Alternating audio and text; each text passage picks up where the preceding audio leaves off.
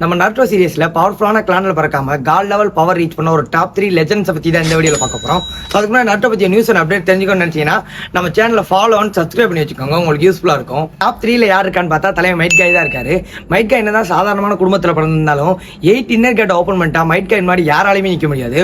உதாரணத்துக்கு வந்து 10 டெயில் மாதராவே ஒரு செகண்ட் மரண பயத்தை கொடுத்து கதிகலங்க விட்டுருப்பான் தலைவன். டாப் 2ல மாஸ்டர் ஜிராயா தான் இருக்காரு. ஜிராயா வந்து ஒகாட்டான்ற ஒரு ஃபேமிலி நேம் வச்சிருக்க கிளான்ல தான் பிறந்திருப்பாரு. அது வந்து உசுமாய் கிளான் உச்சியா கிளான் அளவு பவர்ஃபுல்லே கிடையாது. இருந்தாலும் இட்டாச்சி மாதிரி ஒரு மாங்கி சரிங்கன்னு வச்சிருக்க ஆளே கண்ணை பார்த்துட்டு வாடா சண்டைக்குன்னு கூப்பிடுறது தான் தலைவர் மாஸ்டர் ஜிராயா.